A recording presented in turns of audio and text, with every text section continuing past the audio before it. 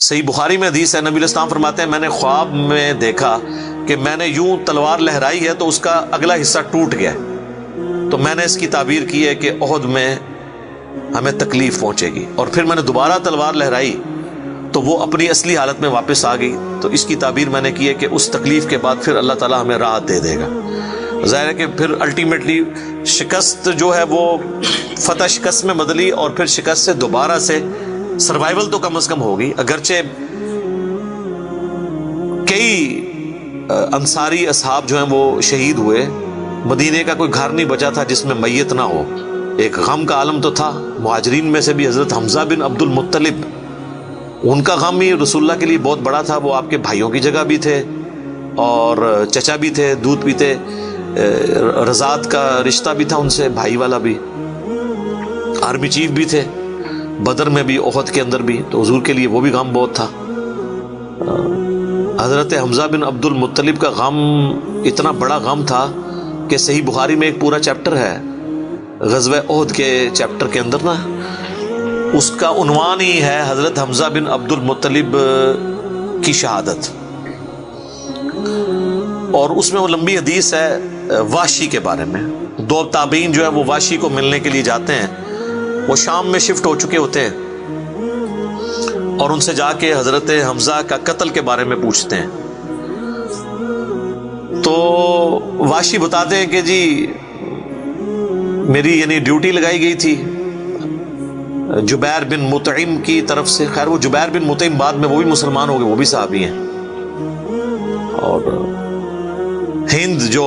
بیوی تھی ابو سفیان کی، اس نے اپنے باپ کا بھائیوں کا بدلہ لینا تھا، تو وہ کہتے ہیں میں ایک پتھر کے پیچھے چھپ گیا اور میں انتظار میں رہا کہ میں موقع ملتے ہی سامنے آ کے وہ نہیں لڑا، اس نے چھپ کے جو ہے نا وہ نیزے کا وار کیا، اور وہ کہتے ہیں ناف والی جگہ پہ میں نے نیزہ مارا اور وہ آر پار ہو گیا، اس کی وجہ سے حضرت حمزہ کی ڈیتھ ہو گئی۔ اور پھر کہتے ہیں میں جب مسلمانوں کو اللہ نے غلبہ دیا تو میں مکہ بھی چھوڑ کے یعنی فتح مکہ کے بعد طائف چلا گیا، طائف میں نے سکونت اختیار کر لی، تو بالآخر طائف میں بھی اسلام پہنچ گیا، وہاں کے قبائل نے بھی اسلام قبول کر لیا، چاروں ناچار میرے پاس کوئی حل نہیں تھا، تو مجھے میرے ساتھیوں نے کہا کہ رسول اللہ معاف کرنے والے ہیں، تم حضور کے سامنے پیش ہو، اللہ تعالیٰ تمہاری غلطی معاف کر دے گا، تو میں بھی ان لوگوں کے ساتھ چلا گیا۔ اب وہ نبی علیہ السلام کے سامنے پیش ہوئے، صحیح بخاری کے الفاظ ہیں کہ نبی علیہ السلام نے پوچھا واشی، کہا یا رسول اللہ واشی ہوں، قاتل حمزہ، کہا یا رسول اللہ۔ آپ امیجن کریں، آپ فرمایا کہ واشی تیرا جو یہ عذر ہے میں اس اعتبار سے اسلام قبول کرتا ہوں، لیکن کیا تم یہ کر سکتے ہو کہ مجھے اپنی شکل دوبارہ نہیں دکھانی؟ اچھا یہ حضور کا ہی حوصلہ تھا، ادروائز تو اس کا گاٹا اترنا چاہیے تھا، ٹھیک ہے، کیونکہ اب جب کہ غلبہ اسلام کا ہو گیا اس کے بعد اسلام قبول کرنا، لیکن حضور کی شفقت تھی۔ لوگ اگلے جملے کو تو دیکھتے ہیں کہ حضور نے کہا مجھے شکل نہیں دکھانی، اور وہ یعنی سمجھتے ہیں کہ شاید حضور نے سختی کی ہے یا ایک فنیٹک اپروچ ہے، ایسا نہیں ہے۔ آپ دیکھیں کسی کی جان بخشی ہو گئی ہے، یہ چھوٹی بات ہے۔ تو اس پہ میں اکثر جملہ بولا کرتا ہوں کہ چچا سے زیادہ انسان کو اپنی اولاد سے محبت ہوتی ہے۔ قاتلین حسین جو ہیں، قاتلین حسن ہیں، ان کے ساتھ قیامت کے دن رسول اللہ کا کیا ایٹیچیوڈ ہوگا ایز کمپیئر ٹو قاتلین حمزہ ابن عبد المطلب۔ کوئی شخص دنیا میں کہہ سکتا ہے کہ جی مجھے اپنے چچا سے اپنی اولاد سے بھی بڑھ کے محبت ہے، تو اس کا تو ذہنی توازن بگڑا ہو تو لادہ بات ہے، یا جھوٹ بول رہا ہوگا۔ تو یہ کربلا جو ہے یہ کوئی چھوٹی چیز نہیں میرے بھائیوں، اور اس سے یہ بھی پتہ چلا کہ غم کبھی بھی ہلکا نہیں ہوتا۔ فتح مکہ کے بھی بعد کی یہ بات ہے، یعنی حضرت حمزہ کی شہادت کو کم از کم 5 سال تو گزر چکے تھے۔ 3 ہجری میں غزوہ احد ہوئی ہے اور 8 ہجری میں فتح مکہ، اس کے بھی بعد کا واقعہ ہے، یہ 8 کا بھی ہو سکتا ہے 9 کا بھی، چلو کم از کم بھی 5 سال۔ کسی نے حضور کو مشورہ نہیں دیا کہ سوگ تو 3 دن تک ہوتا ہے، لیکن یہ سوگ حمزہ نہیں تھا، یہ غم حمزہ تھا۔ ہم اختلاف کرتے ہیں سوگ حسین سے، غم حسین تو قیامت تک جاری رہے گا، جس میں یہ پیٹنے والا ماتم والا معاملہ نہ ہو، بلکہ حسین علیہ السلام کی اس دعوت کو یاد کیا جائے۔ خیر حضرت وحشی کہتے ہیں، ظاہر ہم تو ان کا احترام سے نام لیں گے، صحابی تو ہیں، وہ کہتے ہیں کہ مجھے پوری زندگی اس بات کا غم تھا اور میں اللہ سے دعا کرتا تھا کہ اللہ مجھ سے نہ کوئی بڑا کام کروانا ہے۔ تو بخاری کے الفاظ ہیں، وہ کہتے ہیں جب مسیلمہ کذاب نے دعوی نبوت کیا تو میں نے اللہ سے دعا مانگی کہ اللہ میں نے اسلام کے سب سے بہترین شخص کو قتل کیا تھا، یعنی حمزہ کو، اس میں کوئی شک نہیں ہے، میرا تو اجتہاد ہے، اگر حضور کی وفات کے وقت حضرت حمزہ زندہ ہوتے نا تو پہلا خلیفہ حضرت حمزہ نے بننا تھا، کیونکہ خلفائے راشدین جب موجود تھے، جب تک خلیفہ راشد نہیں وہ بنے تھے ابو بکر، عمر، عثمان و علی، ان کی موجودگی میں بھی حضور نے اپنا آرمی چیف حضرت حمزہ کو بنایا ہوا تھا۔ بدر میں حضرت ابو بکر، عمر، عثمان و علی میں سے تو کوئی نہیں تھا حضور کی طرف سے آرمی چیف، یا حضور ظاہر ہے حضور علیہ السلام کو تو میدان جنگ میں وہ نہیں آنے دیتے تھے، خیمہ پیچھے لگاتے تھے۔ احد میں تو چونکہ کافر آپ کے خیمے تک پہنچ گئے نا، اس لیے پھر آپ کو فرنٹ سے لیڈ کرنا پڑا، ادروائز بدر و احد میں آپ خود آگے جا کے نہیں لڑے۔ اور حنین کے موقع پر بھی 12,000 کا لشکر تھا اور صرف 80 بندے رہ گئے تھے، صحیح بخاری میں آتا ہے 12,000 میں سے، اور حضور اکیلے آگے جا رہے ہیں۔ اور پھر آپ کی دلیری کی وجہ سے آپ نے، بخاری کے الفاظ ہیں، آپ نے زمین سے یوں مٹھی بھری مٹی کی اور یوں کافروں کی طرف بھیجی، اور قرآن میں اس کا ذکر ہے وَمَا رَمَيْتَ إِذْ رَمَيْتَ وَلَكِنَّ اللَّهَ رَمَىٰ، اے نبی جب تم نے وہ کنکریاں پھینکی تھی وہ تم نے تو نہیں پھینکی تھی، وہ تو اللہ نے پھینکی تھی،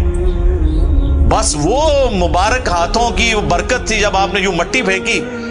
تو سامنے جو قبیلہ حوازن کے لوگ جن کے تیروں کا مقابلہ کوئی نہیں کر سکتا تھا، ہر ایک کی آنکھ تک وہ کنکر پہنچا، اور وہ اندھے ہو گئے، اور حضور فرنٹ سے لیڈ کرتے ہوئے انا النبی لا کذب،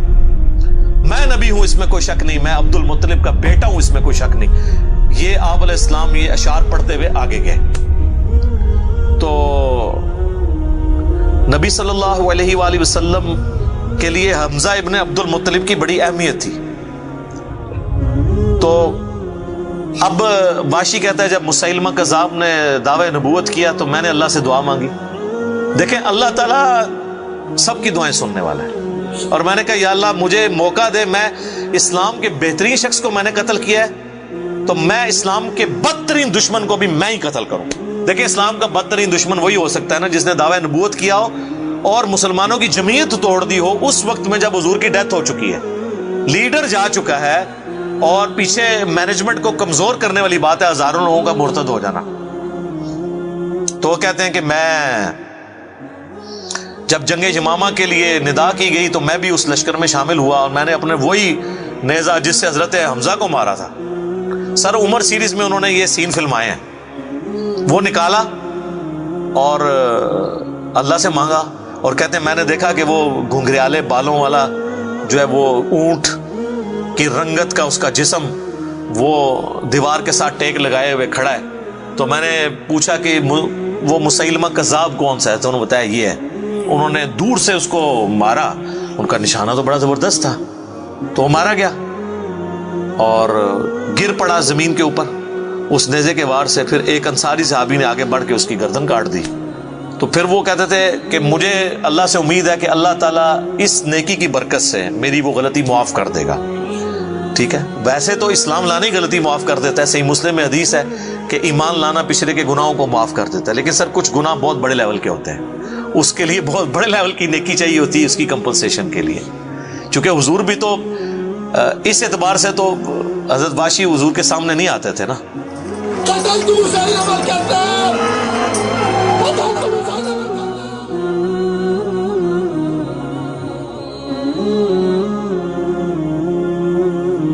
اور یہ کتنی بڑی ان کے لیے تکلیف دہ چیز تھی کہ جس نبی کا کلمہ پڑھا ہے وہ کہہ رہے ہیں مجھے شکل نہیں دکھانی۔ آپ اس تکلیف کو سوچ سکتے ہیں۔ ہاں اب میں یہ سمجھتا ہوں، اللہ سے امید کرتا ہوں کہ قیامت والے دن حضرت وحشی حضور کے سامنے اس اعتبار سے پیش ہو سکتے ہیں کہ مجھ سے یہ غلطی ہوئی تو یا رسول اللہ دیکھیں آپ کے سب سے بڑے دشمن کو بھی میں نہیں قتل کیا، تو یہ بہت بڑی سعادت ان کو ملی۔ رضی اللہ عنہم اجمعین وعلیہم السلام۔ صلاۃ بر محمد و آل محمد، اللہم صلی علی محمد و علی آل محمد و اصحابہ اجمعین الی یوم الدین۔